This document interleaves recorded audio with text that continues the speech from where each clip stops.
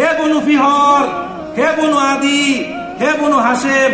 তো সাফা পাহাড়ের চূড়া থেকে ভেসে আসা এই শব্দ তরঙ্গ শুনে সবাই পাহাড়ের পাদদেশে জবর হলো। তখন রাসূল উপস্থিত জনতাকে উদ্দেশ্য করে প্রশ্ন করলো, হে লোক সকল, আমার ব্যাপারে তোমাদের ধারণা কি? আমি যদি বলি এই পাহাড়ের পাদদেশে বিশাল বড় এক সৈন্য বাহিনী তোমাদের আক্রমণ করার জন্য উত পেতে বসে আছে, তোমরা কি বিশ্বাস করবে? তারা বললেন, ইয়া আলামিন, কেন নয়? কারণ আজ পর্যন্ত তুমি কখনোই আমাদেরকে মিথ্যা কথা বলো নাই, তুমি আমাদেরকে ধোঁকা দাও নাই, অবশ্যই অবশ্যই আমরা বিশ্বাস করব। তখন রাসূল বললেন, শুনে রাখো, আমি তোমাদেরকে এই কথা বলছি, যদি তোমরা তোমাদের বাতিল আকীদা, তোমাদের বাতিল ধর্ম না ছাড়ো, তাহলে পরকাল দিবসে আল্লাহর পক্ষ থেকে তোমাদের জন্য কঠিন শাস্তি অপেক্ষা করছে।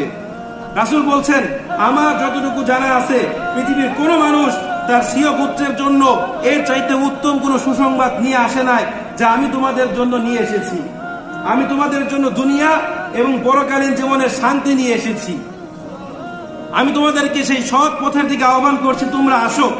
আল্লাহর শপথ, আমি যদি দুনিয়ার সমস্ত মানুষের কাছে মিথ্যা কথা বলতাম, এরপরও তোমাদের কাছে মিথ্যা কথা বলতাম না। আল্লাহর শপথ, আমি যদি দুনিয়ার সমস্ত মানুষদেরকে ধোঁকা দিতাম, এরপরও তোমাদেরকে ধোঁকা দিতাম না।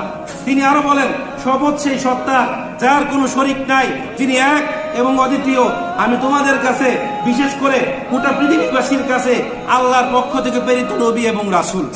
দলিল কি? সূরাতুল আরাফ 158 নম্বর আয়াত।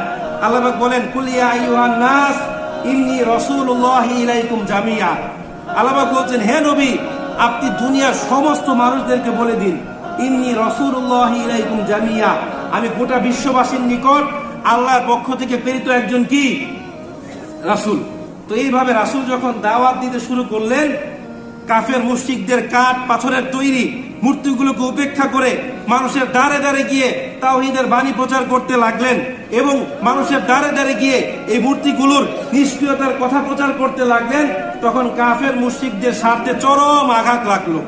তারা চেষ্টা করছিল কিভাবে রাসূলকে এই দাওয়াত থেকে বিরত রাখা যায়।